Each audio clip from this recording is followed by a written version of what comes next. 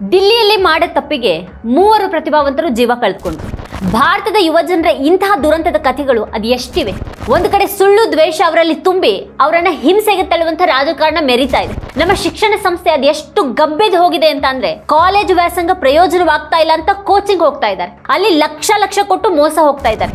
ಆಮೇಲೆ ಇಲ್ಲಿ ಕೆಲಸ ಸಿಗೋದೇ ಇಲ್ಲ, ಸಿಕ್ಕರೂ ಕೂಡ ಅದಕ್ಕೆ ಬೇಕಾದಷ್ಟು ಸಂಬಳ ಇಲ್ಲ. ಕೊನೆಗೆ ಬೇರೆ ದಾರಿ ಕಾಣದೆ ವಿದೇಶಕ್ಕೆ ಹೋಗ್ತಾರೆ. ಈಗ ಅವರನ್ನ ವಿದೇಶಗಳಲ್ಲಿ ಗುಲಾಮರನ್ನಾಗಿ ಮಾಡ್ಲಾಗ್ತಾ ಇದೆ. ರಷ್ಯಾದ ಸೈನ್ಯಕ್ಕೆ ನೇಮಿಸಿಕೊಳ್ಳಲಾಗ್ತಾ ಇದೆ. ಯುದ್ಧ ಸಾರಿರುವಂತ ಇಸ್ರೇಲ್ಗೆ ಕೆಲಸ ಕಳಿಸಲಾಗ್ತಾ ಇದೆ.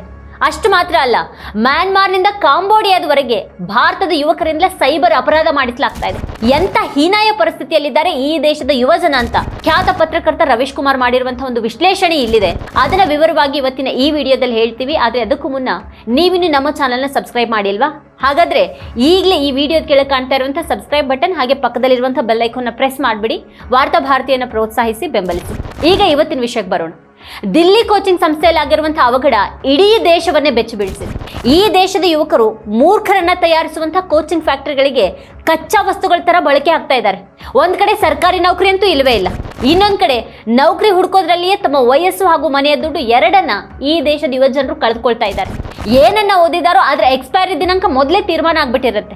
ಓದಿದ್ದು ಪ್ರಯೋಜನಕ್ಕೆ ಬಾರದೇ ಇರೋದ್ರಿಂದ ಸರ್ಕಾರಿ ನೌಕರಿಗೆ ಅರ್ಹ ವಯೋಮಿತಿ ಮುಗಿಯೋವರೆಗೆ ಕೋಚಿಂಗ್ ತೆಗೆದುಕೊಳ್ಳೋದಿಕ್ಕೆ ಹೋಗ್ತಾರೆ. ಈ ರೀತಿ ಭಾರತದ ಯುವಕರನ್ನ ಬರೀ ಕೋಚಿಂಗ್ ತೆಗೆದುಕೊಳ್ಳುವ ಪರಮ ಮೂರ್ಖರನ್ನಾಗಿ ಮಾಡಲಾಗಿದೆ. ಪ್ರತಿ ಹಂತದಲ್ಲೂ ಕೂಡ ಅವರು ಮೂರ್ಖರಾಗ್ತಾನೆ ಹೋಗ್ತಿದ್ದಾರೆ.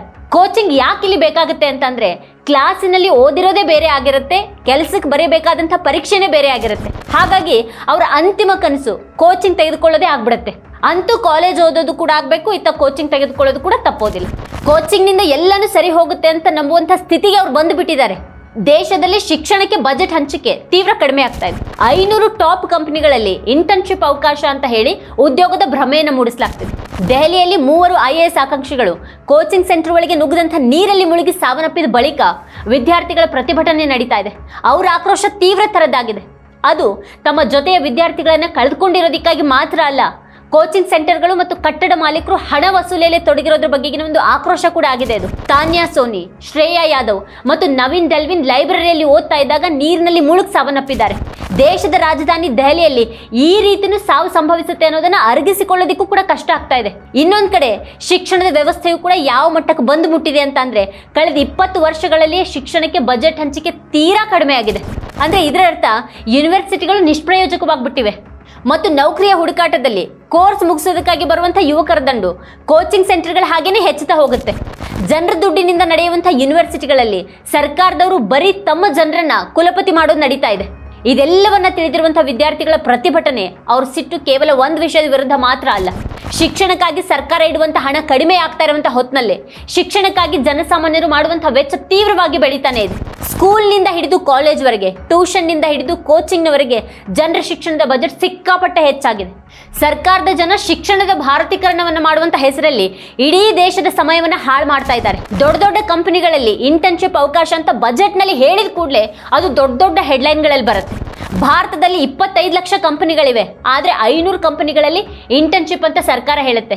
ಅಂದ್ರೆ 25 ಲಕ್ಷ ಎಲ್ಲಿ, 500 ಎಲ್ಲಿ? ಇಡೀ ಭಾರತದ ಯುವಕರ ಅಗತ್ಯವನ್ನ ಈ 500 ಕಂಪನಿಗಳು ಪೂರೈಸಿ ಬಿಡುತ್ತವಾ?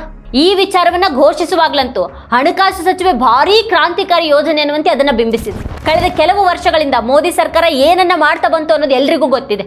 ಕಾರ್ಪೊರೇಟ್ ತೆರಿಗೆಯನ್ನ ಕಡಿಮೆ ಮಾಡ್ತಾ ದೊಡ್ಡ ಕಂಪನಿಗಳಿಗೆ ಉಪಕಾರ ಮಾಡೋದಕ್ಕೆ ನಿಂತು ಬಿಡ್ತು. ಅದಕ್ಕೆ ಪ್ರತಿಯಾಗಿ ಅವು ಏನಾದ್ರೂ ಉಪಕಾರ ಮಾಡಿದ್ವಾ? ಹೂಡಿಕೆ ಏನಾದ್ರೂ ಹೆಚ್ಚಿಗೆ ಮಾಡಿದ್ವಾ? ಇಲ್ಲ. ಅವುಗಳ ಬಳಿ ಸಂಪತ್ತು ಹೆಚ್ಚಾಗ್ತಾ ಹೋಯ್ತು. ಅವು ಮಾಡುವಂತ ಹೂಡಿಕೆ ಕೂಡ ಹೆಚ್ಚಾಗ್ಲಿಲ್ಲ, ಉದ್ಯೋಗಗಳು ಇಲ್ವಾದು. ಹಣಕಾಸು ಕಾರ್ಯದರ್ಶಿ TV ಸೋಮನಾಥನ್ ಯಾಂತ್ರಿಕತೆಗಿಂತ ಹೆಚ್ಚಾಗಿ ಕೆಲಸಗಾರರನ್ನ ಬಳಸುವಂತೆ ಉದ್ಯಮಗಳನ್ನು ಒತ್ತಾಯಿಸಬೇಕಾಗಿದೆ ಅಂತ ಹೇಳ್ತಾರೆ.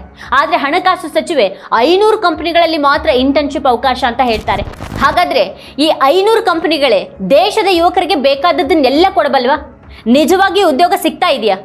ಸರ್ಕಾರ ಇಂಟರ್ನ್ಶಿಪ್ ಸಂದರ್ಭದಲ್ಲಿ ಕೊಡುವಂತ ಈ 5,000 ರೂಪಾಯಿ ಯುವಕರ ಭವಿಷ್ಯವನ್ನ ಕಟ್ಟಿಬಿಡುತ್ತಾ? ಸರ್ಕಾರದ ವಿರುದ್ಧ ಧ್ವನಿ ಎತ್ತುವಂತಹ ಯೂಟ್ಯೂಬರ್ಗಳನ್ನ ಹಣಿಯೋದಿಕ್ಕೆ, ಅವರ ಧ್ವನಿಯನ್ನ ದಮನಿಸೋದಿಕ್ಕೆ ಕಾನೂನು ಮಾಡಿ ಹೊರಟಿರುವಂತಹ ಸರ್ಕಾರಕ್ಕೆ ನಿರುದ್ಯೋಗ ನಿವಾರಿಸುವಂತಹ ಕಾನೂನು ಮಾಡೋದಿಕ್ಕೆ ಮಾತ್ರ ಗೊತ್ತಿಲ್ಲ. ಸಂಸತ್ನಲ್ಲಿ ಹೇಳೋದೇ ಬೇರೆ, ಅದಾದ ನಂತರ ನಿಧಾನಕ್ಕೆ ಈ ಪತ್ರಿಕೆಗಳಲ್ಲಿ ಕೊಡುವಂಥ ಹೇಳಿಕೆಗಳಲ್ಲಿ ಬಿಚ್ಚಿಡುವಂಥ ಒಂದೊಂದೇ ಒಳಸುಳಿವುಗಳೇ ಬೇರೆ. ದೆಹಲಿಯಲ್ಲಿ ನಡೆದಂಥ ದುರಂತಕ್ಕೆ ಈಗ ಯಾರು ಹೊಣೆಗಾರರು ಅನ್ನೋದೇ ಗೊತ್ತಾಗ್ತಾ ಇಲ್ಲ. ಆದರೆ ಅಲ್ಲಿ ಬಲಿಯಾದವರು ವಿದ್ಯಾರ್ಥಿಗಳು ಅನ್ನೋದಷ್ಟೇ ಕಟ್ಟು ಸತ್ಯ. ಮನೆ ಮನೆಗಳ ಮೇಲೆ ಧ್ವಜ ಹಾರಿಸೋದಕ್ಕೆ ಹೇಳುವ, ಚಪ್ಪಾಳೆ ತಟ್ಟೋದಕ್ಕೆ ಹೇಳುವ, ಫೋನ್ ಟಾರ್ಚ್ ಅನ್ನ ಆನ್ ಮಾಡೋದಕ್ಕೆ ಹೇಳುವ, ಬಾಲ್ಕನಿಯಲ್ಲಿ ದೀಪ ಹಚ್ಚೋದಕ್ಕೆ ಹೇಳುವಂತ ಸರ್ಕಾರ ಶಿಕ್ಷಣಕ್ಕಾಗಿ ಏನ್ ಮಾಡಿದೆ? ಶಿಕ್ಷಣದ ಅತಿ ಕೆಟ್ಟ ಸ್ಥಿತಿ ಮತ್ತು ನಿರುದ್ಯೋಗ ಈಗ ಯಾವ ಮಟ್ಟಕ್ಕಿದೆ ಅಂತ ಅಂದ್ರೆ, ರಾಜಧಾನಿ ದೆಹಲಿಯಲ್ಲಿ ಕೂಡ ಒಂದು ಮಿಠಾಯಿ ಅಂಗಡಿಗೂ ಕೋಚಿಂಗ್ ಸೆಂಟರ್ಗೂ ವ್ಯತ್ಯಾಸನೇ ಇಲ್ಲದಂತ ಅವಸ್ಥೆಯನ್ನು ನಾವು ಕಾಣ್ತಾ ಇದ್ದೀವಿ. ಕಳೆದ 10 ವರ್ಷಗಳಲ್ಲಿ ದೇಶದ ಶಿಕ್ಷಣ ವ್ಯವಸ್ಥೆ ಎಷ್ಟು ಹದಗೆಟ್ಟು ಹೋಗಿದೆಯೋ ಅಷ್ಟೇ ಪ್ರಮಾಣದಲ್ಲಿ ಈ ಕೋಚಿಂಗ್ ಸಂಸ್ಥೆಗಳು ಕೂಡ ಬೆಳೆದುಕೊಂಡು ಬಿಟ್ಟಿವೆ. ಕೋಚಿಂಗ್ ಮಾತ್ರನೇ ತಮಗೆ ಕಡೆ ಅವಕಾಶ ಅನ್ನೋದು ವಿದ್ಯಾರ್ಥಿಗಳಿಗೆ ಗೊತ್ತಿದೆ. ಕೋಚಿಂಗ್ ಸೆಂಟರ್ಗಳಿಂದ ಗಳಿಕೆ ಮಾತ್ರ ಆಗ್ತಾ ಇದೆ, ಆದ್ರೆ ವಿದ್ಯಾರ್ಥಿಗಳ ಸುರಕ್ಷತೆಯಲ್ಲಿ ಝೀರೋ. ಇಲ್ಲಿ IAS ಆಗುವಂತಹ ಕನಸನ್ನು ಕಾಣಿಸಲಾಗುತ್ತೆ, ಆದ್ರೆ ಈ ವ್ಯವಸ್ಥೆಯನ್ನು ಸರಿಪಡಿಸುವಂತ ಕೆಲಸ ಮಾತ್ರ ಆಗ್ತಿಲ್ಲ, ಸರಿ ಆಗೋದು ಇಲ್ಲ. ಅದು ಯುವಕರು ಯೂನಿವರ್ಸಿಟಿಗಳಿಂದ ಪರಾರಿಯಾಗಿ ಕೋಚಿಂಗ್ಗೆ ಶರಣಾಗ್ತಾರೆ. ಇಲ್ಲಿ ಮಾತ್ರ ಅವ್ರ ಲೂಟಿನೇ ನಡೆಯುತ್ತೆ. ವಿಶ್ವಗುರು ಅಂತ ಹೇಳ್ಕೊಳ್ಳುವಂಥ ದೇಶದಲ್ಲಿ ಈ ಕೋಚಿಂಗ್ ಮೂಲಕ ಆಗೋದೇನು? ವಿಶ್ವಗುರು ಅನ್ನೋದು ಕೆಲವು ವಂಚಕ ಜನರು ಕಟ್ಟಿದಂಥ ಒಂದು ಪರಿಕಲ್ಪನೆ. ಅದು ಈ ಮಾಯಾಜಾಲದಲ್ಲಿ ಎಲ್ಲರೂ ಬಿದ್ದು ಒದ್ದಾಡ್ತಾ ಇದ್ದಾರೆ. ಹಾಗಾಗಿನೇ ಕೋಚಿಂಗ್ ಸೆಂಟರ್ಗಳಿಗೂ ಕಾಲೇಜು ಯೂನಿವರ್ಸಿಟಿಗಳ ಮಾನ್ಯತೆ ಸಿಕ್ಬಿಟ್ಟಿದೆ. ಕೋಚಿಂಗ್ ಸೆಂಟರ್ಗಳಿಗೆ ಪ್ರವೇಶಕ್ಕೂ ಪರೀಕ್ಷೆಯನ್ನು ನಡೆಸಲಾಗುತ್ತೆ. ಪರೀಕ್ಷೆ ತಯಾರಿಗಾಗಿ ಹಾಸ್ಟೆಲ್ಗಳು ಕೂಡ ತೆರೆದುಕೊಂಡಿವೆ.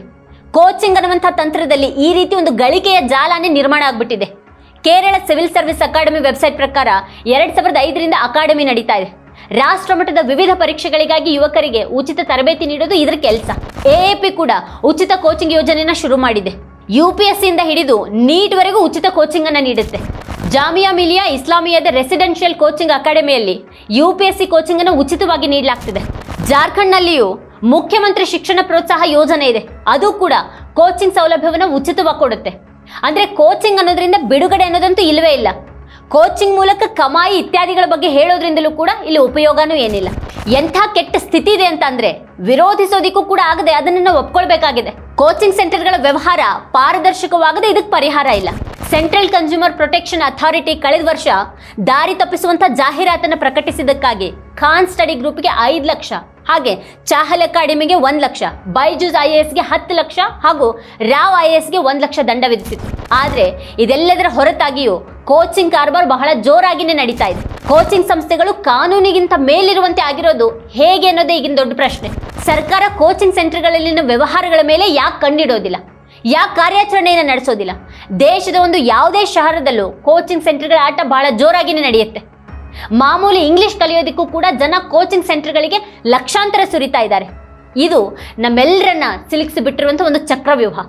ದೊಡ್ಡ ದೊಡ್ಡ ಅಧ್ಯಾಪಕರು ಒಂದು ವಿಷಯದ ಅಧ್ಯಯನದಲ್ಲಿ ತಮ್ಮ ಜೀವನವನ್ನೇ ತೆಗೆದಿರ್ತಾರೆ. ಅಂಥವ್ರೆಲ್ಲರೂ ಇವತ್ತು ಕಾಣದಾಗಿದ್ದಾರೆ.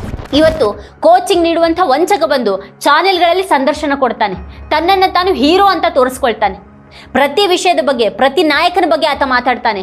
ಧರ್ಮ, ರಾಜಕಾರಣ, ಭಾರತೀಯತೆ ಎಲ್ಲದರ ಬಗ್ಗೆ ಆತ ಮಾತಾಡ್ತಾನೆ. ತನಗೆ ಕಲಿಸಿದವರೇ ಬಂದು ಹೊಗಳ ಹಾಗೆ ಮಾತಾಡ್ತಾನೆ. ಈ ಮಟ್ಟದಲ್ಲಿ ಇವತ್ತು ಕೋಚಿಂಗ್ ಅನ್ನೋದು ಅಸಡ್ಡಾಳಾಗಿ ಬೆಳೆದ್ಬಿಟ್ಟಿದೆ. ವಿಶ್ವಗುರುವಿನ ಭವಿಷ್ಯ ಆಗ್ಬಿಟ್ಟಿದೆ. ಈಗ ವಿದ್ಯಾರ್ಥಿಗಳು ಮಾಡ್ತಾ ಇರುವಂತಹ ಪ್ರತಿಭಟನೆ ಕೂಡ ಆ ಮಹಿಳಾ ಕುಸ್ತಿಪಟುಗಳು ಮಾಡಿದಂತಹ ಪ್ರತಿಭಟನೆ ಹಾಗೇನೆ ಮುಗಿದು ಹೋಗ್ಬಿಡುತ್ತೆ. 5 ತಿಂಗಳ ಕಾಲ ಜಂತರ್ ಮಂತರ್ನಲ್ಲಿ ಧರಣಿ ಕೂತಿದ್ರು, ಸೋತ್ ಹೋದ್ರು, ಹತಾಶರಾದ್ರು, ಕಡೆಗೆ ನಿಲ್ಲಿಸ್ಬಿಟ್ರು. ಇದೇ ಸ್ಥಿತಿ ಈಗ ಪ್ರತಿಭಟಿಸುವವರ ವಿಷಯದಲ್ಲೂ ಕೂಡ ಆಗೋದ್ರಲ್ಲಿ ಅನುಮಾನ ಇಲ್ಲ. ರವಿ ಮೌನ್ ಅನ್ನುವಂಥ ಯುವಕ ಉದ್ಯೋಗಕ್ಕಾಗಿ ರಷ್ಯಾಕ್ಕೆ ಹೋದ. ಅಲ್ಲಿ ಜೈಲಿನ ಭಯವನ್ನ ಮುಂದಿಟ್ಟು ಸೇನೆಗೆ ಸೇರಿಸಲಾಯಿತು ಆತನನ್ನ. 1 ವರ್ಷ ಸೇನೆಗಾಗಿ ಕೆಲಸ ಮಾಡಿದ್ರಷ್ಟೇ ಬಿಡುಗಡೆ ಅಂತ ಹೆದರಿಸಲಾಯಿತು. ಆ ಯುವಕ ರಷ್ಯಾಕ್ಕಾಗಿ ಹೋರಾಡ್ತಾನೆ ಸತ್ತು ಹೋದ. 2 ಲಕ್ಷ ಸಂಬಳದ ಕನಸು ಕಂಡಿದ್ದ ಯುವಕ ಆ ರೀತಿ ಇಲ್ಲವಾಗಿ ಹೋದ. ರಷ್ಯಾ ಸೇನೆಗೆ ಬಲವಂತದಿಂದ ಸೇರಿಸಿಕೊಳ್ಳಲಾದ ಮತ್ತು ಯುದ್ಧದಲ್ಲಿ ಸಾವಿಗೀಡಾದಂಥ 5ನೇ ಭಾರತೀಯ ರವಿ ಮೌನ್ ಅಂತ ಕಾಂಗ್ರೆಸ್ ನಾಯಕ ಜೈರಾಮ್ ರಮೇಶ್ ಹೇಳ್ತಾರೆ. ರವಿ ಭಾರತೀಯ, ಆದ್ರೆ ಅವನನ್ನ ಈಗ ಹುತಾತ್ಮ ಅಂತ ಹೇಳ್ತಾರ? ಮಾಸ್ಕೋಗೆ ಹೋದ ಮೋದಿ ಡಿನ್ನರ್ ಸಂದರ್ಭದಲ್ಲಿ ರಷ್ಯಾ ಸೇನೆಯಲ್ಲಿನ ಭಾರತೀಯ ಯುವಕರ ಬಿಡುಗಡೆಗೆ ಪುಟಿನ್ ಬಳಿ ಒತ್ತಾಯಿಸಿದ್ರು ಅನ್ನೋದು ದೊಡ್ಡ ಹೆಡ್ಲೈನ್ ಆಯಿತು. ಅಲ್ಲಿಗೆ ಎಲ್ಲಾನು ಮರ್ತೋಯ್ತು. ಅದ್ರ ಬಗ್ಗೆ ಔಪಚಾರಿಕ ಘೋಷಣೆ ಕೂಡ ಆಗಲಿಲ್ಲ. ಅಲ್ಲಿಂದ ಬಿಡುಗಡೆಯಾಗಿ ಬರೋರಲ್ಲಿ ಎಷ್ಟು ಭಾರತೀಯ ಯುವಕರು ಅನ್ನೋದನ್ನ ಕೂಡ ಸರ್ಕಾರ ನಿಖರವಾಗಿ ಹೇಳದೆ 9 ರಿಂದ 10 ಅಂತ ಆಡು ಭಾಷೆಯಲ್ಲಿ ಹೇಳೋ ಮಟ್ಟಕ್ಕೆ ಆ ವಿಷಯವನ್ನು ಲಘುವಾಗಿ ಪರಿಗಣಿಸಿದೆ. ಅವರ ಹೆಸರುಗಳನ್ನು ಪ್ರಕಟಿಸಬಾರ್ದ ಅಂತ ರಷ್ಯಾ ಸೇನೆಯ ಪಾಲಾಗಿರುವಂಥ ಯುವಕರ ಕುಟುಂಬದವರು ಕೇಳ್ತಾ ಇರೋದಾಗಿ ಇಂಡಿಯನ್ ಎಕ್ಸ್‌ಪ್ರೆಸ್ ವರದಿ ಹೇಳುತ್ತೆ. ಆ ಕುಟುಂಬದವ್ರ ಪ್ರಕಾರ ಅವ್ರ ಕಡೆಯವರ ಹೆಸರು ಬಿಡುಗಡೆಯಾಗೋರಲ್ಲಿ ಇಲ್ಲ. ಮತ್ತೊಂದು ವರದಿಯ ಪ್ರಕಾರ ಉದ್ಯೋಗದ ಕನಸು ಕಟ್ಕೊಂಡು ವಿದೇಶಕ್ಕೆ ಹೋದಂಥ ಯುವಕ ಮ್ಯಾನ್ಮಾರ್, ಕಾಂಬೋಡಿಯಾದಲ್ಲಿ ಸೈಬರ್ ಅಪರಾಧಿಯಾಗಿ ಅವ್ರು ಹೇಳದಂತೆ ಕೇಳ್ಕೊಂಡಿರುವಂಥ ಸ್ಥಿತಿ ಇದೆ. ಹೇಗಿದೆ ಎಲ್ಲ ಆಗ್ತಾ ಇದೆ? ಯಾವ ರೀತಿ ನಕಲಿ ದಾಖಲಾತಿಯನ್ನು ಸೃಷ್ಟಿ ಮಾಡಿ ಮಾನವ ಕಳ್ಳ ಸಾಗಣೆ ನಡೀತಾ ಇದೆ, ಮತ್ತು ಹೇಗೆ ಅಂತಿಮವಾಗಿ ಅವರನ್ನು ಅಪರಾಧಿ ಪಟ್ಟ ಕಟ್ಟಿ ನಿಲ್ಲಿಸ್ಬಿಡ್ಲಾಗ್ತಾ ಇದೆ. ಓದುವ ಅನಿವಾರ್ಯತೆ ಇರುವಂಥ, ಕೆಲಸದ ಅನಿವಾರ್ಯತೆ ಇರುವಂಥ ಈ ದೇಶದ ಯುವಕರು ಅಸುರಕ್ಷತೆಯ ಚಕ್ರವ್ಯೂಹದಲ್ಲಿ ಕಳೆದು ಹೋಗ್ತಾ ಇದ್ದಾರೆ. ಇಂಥ ಚಕ್ರವ್ಯೂಹಗಳು ಧ್ವಂಸಗೊಳ್ಳೋದು ಯಾವಾಗ? ಇದೇ ಈ ಹೊತ್ತಿನ ಸ್ಪೆಷಲ್. ನೋಡ್ತಾ ಇರಿ ವಾರ್ತಾ ಭಾರತಿ. ನೀವಿನ ವಾರ್ತಾ ಭಾರತಿ ಯೂಟ್ಯೂಬ್ ಚಾನಲ್ಗೆ ಸಬ್ಸ್ಕ್ರೈಬ್ ಆಗಿಲ್ಲ ಅಂತ ಅಂದರೆ ಈ ಕೂಡಲೇ ಸಬ್ಸ್ಕ್ರೈಬ್ ಆಗಿ, ಹಾಗೆಯೇ ಪಕ್ಕದಲ್ಲಿರುವಂಥ ಬೆಲ್ ಐಕಾನ್ನ ಪ್ರೆಸ್ ಮಾಡಿ ನಮ್ಮನ್ನು ಬೆಂಬಲಿಸಿ.